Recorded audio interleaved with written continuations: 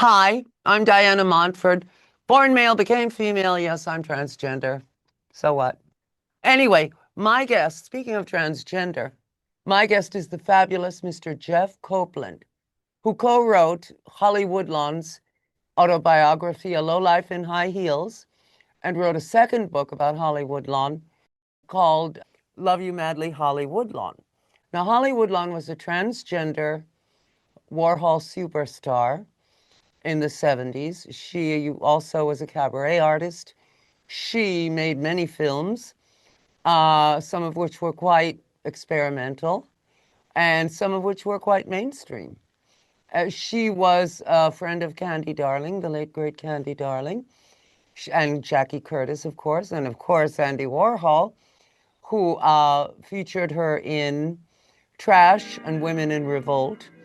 She was so good in Trash that George Cukor, the Golden Age of Hollywood director, submitted her name to the Academy for an Academy Award. That's pretty good. You may have heard the song by Lou Reed, Walk on the Wild Side. Holly came from Florida, from Miami, FLA, shaved her legs and plucked her eyebrows on the way, and then he was a she. That's about her. She was a great cultural influence in her day and continues to reverberate to this day. And Jeff is probably the person who knew her best of all because he co-wrote her autobiography. He helped to house her. He got her an apartment. He is responsible for her renaissance, in effect, which she had in the 90s. So here we go, Mr. Jeff Copeland. Hi there. Diana, thank you so much for inviting me. It's an honor. It's an honor to have you on. So tell me, well, how did you decide to become a writer? Well, you know what? I'll tell you how I became. I'm going to show you something really cool. Where is this book? It was Rona Barrett. I read this book, Miss Rona, when I was in junior high. Have you read this? No. Fabulous book. And it's all about Rona Barrett, who was this poor, crippled, she had some sort of muscular dystrophy child growing up I think she grew up in the Bronx or Queens. But she was bullied mercilessly. People would pick on her, call her names, push her down, beat her up. And I was kind of going through the same thing when I was in junior So high, was I. right? Um, and she became a teen journalist and basically started working with uh, movie stars, pop stars, working in their fan clubs, writing gossip columns, writing celebrity profiles. And I decided that I wanted to do that. So I became a journalist when I was about 17. I became an entertainment journalist and I was working for a newspaper in St. Louis. So that's what got me, started in writing. But I was interviewing all these fantastic people, and one of the most legendary was a playwright named Joshua Logan, Of and he was course, who a directed Marilyn in, bus stop. uh, right. So here I am, I'm this kid in Missouri having lunch with this Broadway legend, right? And as he's telling me all these wonderful stories of working with Marilyn Monroe, okay, I'm thinking, I don't really want to just report about this. I want to be part of that scene. And so that's what inspired me to change course and decide I wanted to write and produce for at first television and then later film. Now, you had a lot of courage. You went to LA when you were very young in a car that was very nearly breaking down every 5 minutes. I knew that once I got there, I'm a natural born hustler as far as like a, go getter. Right. And I knew that I would make something happen. Hmm. I mean, I don't know how I knew that. I just had a gut feeling that I could do that. And within a year, I had become a production assistant at Paramount Pictures. Wow, exclamation point. It was a Wow. big deal for me. It would be a big deal for anyone. Yeah. I mean, to be working on, I worked on a show called Brothers, which was a Showtime series.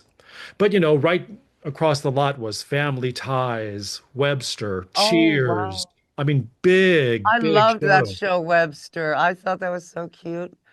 You got in your foot in the door as a production assistant, and you're making your coffee and you're Xeroxing the scripts, and that's all you can do. And after 3 years of being in that trench, it was Is kind it of like like a no, is a dead end job? it felt like it. And what was frustrating for me is I was surrounded by people who had been working in lower tier jobs for 20 and 30 years. Yeah, that's very scary. I've been there myself, and it scares the hell out of you when people who are the age we are now, but 30 years ago were, they were They like, never advanced. yeah, and they were so worried when their evaluation is to sell cosmetics to pay for acting school in department stores. I would see women in their 60s who had been there since the dawn of time get all nervous and worried when their evaluation would come up. And I would think, please, dear God, don't let me still be here at that age. Please. Well, I Yeah. say it myself, but only just. But anyway, But at a movie studio, these people, they wanted to be writers. They wanted to be directors. A lot of them wanted to direct, and that dream wasn't being realized because well, they oh, didn't. that's like the old joke. You ask a starlet, well, I really want to direct. Yeah, yeah. Yeah. And it scared me. Well, doesn't it scare everyone? I mean, Hollywood is pretty daunting. Yeah. Well, when Competition you is go there, beyond you're fear. ignorant. When you don't have, we have no perspective, and all you're wide-eyed and full of hope and full of dreams. You Yeah, but know, you're smarter than most people, or you couldn't have written books. So you had a slight edge, and look at how it turned out. You did have an edge over many of the dreamers were clueless I in think life, never mind in Hollywood. I think the edge that I had is I had a lot of nerve, and I would stop at nothing to get attention. I mean, for a You're while I making it worked. sound as though you were on your back. Come on, don't put it that way. Well, I'll give you an example. I for about 6 months I worked at a department store selling men's sportswear, Mhm. and every person who came into that department looking for clothes, I hustled them. I wanted to know where they worked, what did they do, what were they, Sure. and then I networked and I tried to get a job. It I think didn't, that's brilliant. yeah, well, it didn't work out for me, but that's the kind of proactive initiative that I had to take because I had no connections. I mean, there was one day I stood outside Paramount Pictures and I just stood outside that gate and I gave my resume to everyone who walked out. Good for you. And they thought I was I think that's crazy. great. But you have to do something. You got to create energy that gets you in. Exactly. You know what I mean? And I'll But tell you, excuse me, can I say something? You're yeah, in the history books for writing that book with Holly. They will always be reading that. That is a bedrock book in the tranny canon. I should not say tranny, but transgender canon. People will I, be reading that 100 years from now. I am You will so, always be remembered. You did wow. a job. Thank you. Thank you. I have it here for you. You asked me to bring it. Let's see it. I should tell you that I wore out my first copy, which I bought in 1991, whenever it came out. Uh-huh. And I had to buy a second copy at a bookstore here in New York called The Strand because my first one was literally falling apart from my reading and rereading it and reading sections of it. Oh, wow. And That's a lot of amazing. people feel that way. A lot of my friends love that book and consider it, in a sense, a design Mm. for living. It's also a cautionary tale. Don't do this, don't do that. Yeah. It's a great book. Thank you. I mean that just you have no idea what that to hear that, especially at this age when I'm 62, because I was about 25 when me and Holly met. And Diana, I mean, I had no idea how to write a book. I didn't know. Well, you certainly did a great job. Well, I think it's a fun book. I think it's a funny book. But you know what? There were a lot of mistakes in this book. Because Never point out the I mistakes. know the whole thing was it was a rush job. We had 6 months to get it done, and it was so. I mean, for instance, Love You Madly, Holly Woodlawn. Another great book, which you wrote about your relationship with Holly Woodlawn. Right. This one here. Okay, I took several years to write that and rewrite it and rewrite it and go But over that the is also about you, and you would want to get the essence of you in, and that's very difficult to step outside yourself and write what amounts to an autobiography, which is what, in part, Holly Woodlawn Love You Madly is. It's your autobiography and your dealings with Holly and the Hollywood establishment. right. So it's a little different. It's much easier to write about someone else than to write about yourself. You're right. It's difficult. It's difficult. But we had a Low Life in High Heels. There was one reviewer, a writer. He was an accomplished writer. His name, I believe, is Bo Huston, Houston. Don't tell me you're going to remember the one negative review you got. You know, I do. I I know you shouldn't, but I okay, let's hear it. I do remember it. I didn't bring it here. I should have. No, you Doggone it. shouldn't. But You should forget it and concentrate on the great reviews and the great word of mouth and the fact that it's an immortal work. well, that's very sweet. No, The it's thing very true. is, it's I'm not a sweet person and I do not sugarcoat things. thank you. That book is one of the great books. That Wow. Renee Richards' Second Serve, these are books that will live forever. Kristen Jorgensen's autobiography, these are books that live forever. See, I wish And Holly was here to hear this. I wish she were too. I You was know, acquainted with her, but I did not know her. I knew her at a distance to say, to nod to, at Max's Kansas City. But I did not know her. And Candy and the great Francesco Scavulo, Frank Scavulo, used to go to Les Jardins, and so did I. And I never once saw Holly there. mm. So she was more of a Max's gal, and, she was a different type of person. She was, I believe, from what I gather, from just what she told me, she was a lunatic. I She mean, was just very problematic. yeah, She really, truly, in your book, you say that she would scream free pussy. She did indeed. Problem is, she would bellow it in a man's voice. So this was off-putting, let's say. oh Yeah. goodness.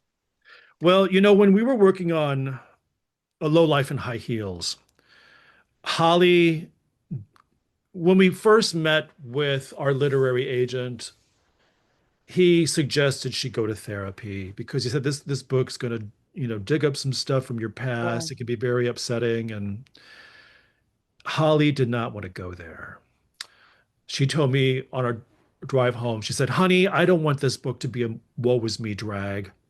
I want to be anti-mame on speed. I want this book to be fun and it And it has is. to make people laugh." Because, And it does. yeah, well, I mean, we're in the height of the AIDS crisis, at that time. So many people had died. She had lost a lot of friends. I'd lost a lot of friends. And so there was a need for something like that.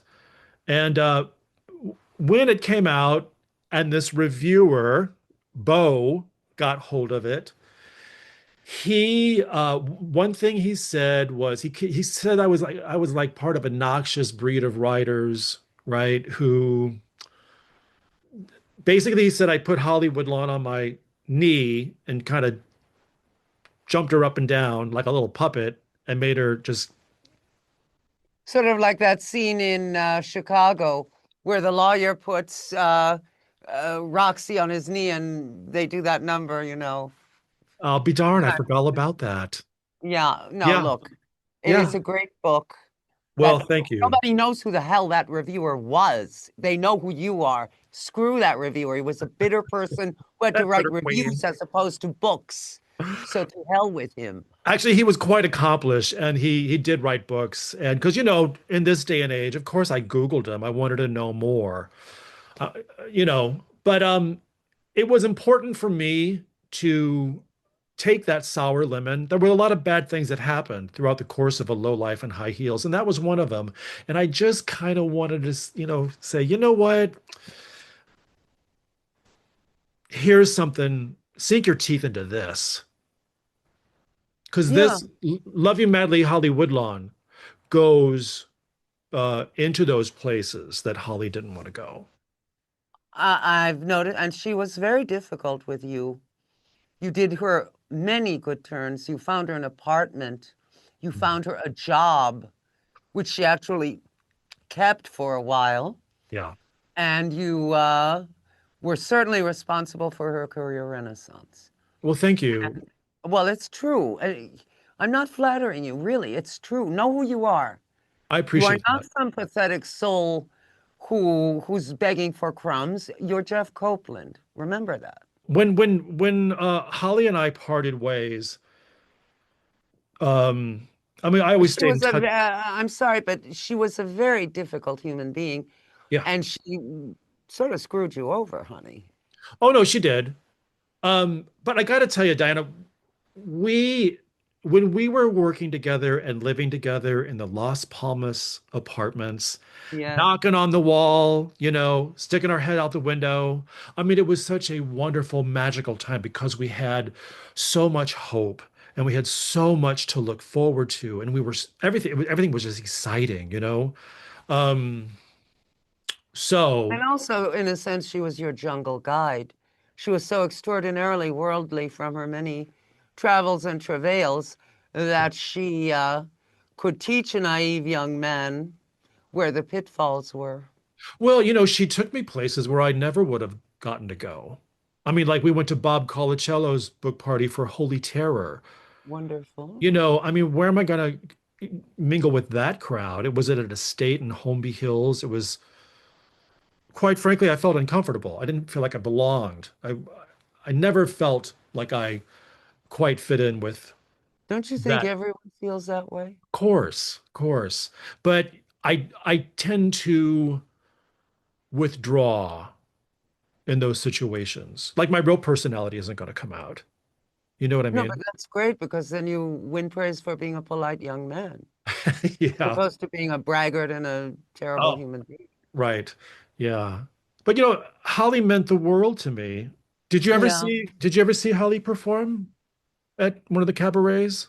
I always wanted to, but I never did because she was often indisposed. Yeah. There's a clip of her in the Quentin Crisp documentary, Resident Alien.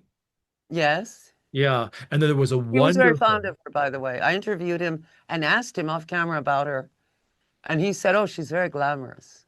Yeah. So that was very nice of him. Well, I have a picture of him around here someplace. Let's see. Can I get it for you? I have. Sure. You know what? The problem is, Diana, I brought all this stuff, all these pictures, then I got By them. the way, you have the most beautiful home, my dear.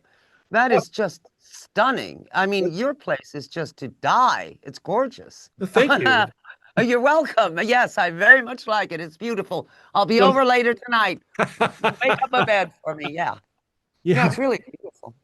thank you. I used to produce an antique show for HGTV with these antique experts named Ralph and Terry Covell. I traveled all over the country going to the best antique shows. So I learned so much.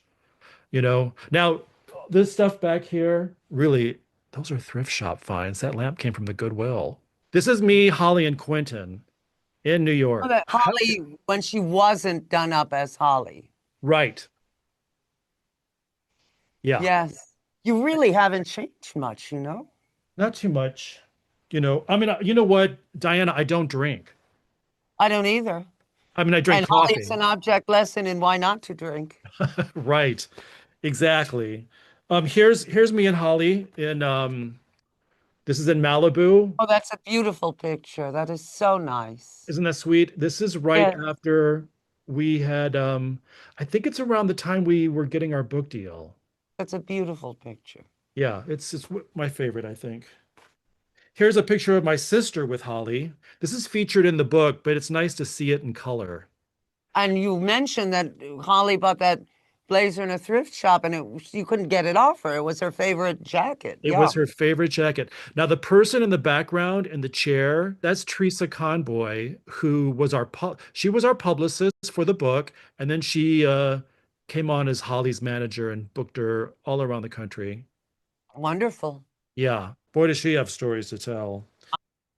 That's Holly with Jean, my roommate. Yes.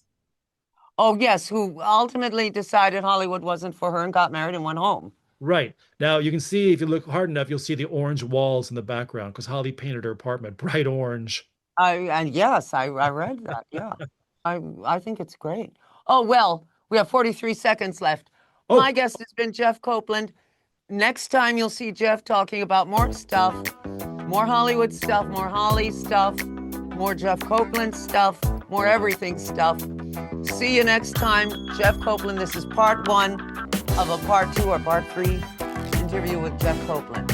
More Jeff Copeland next time. Bye.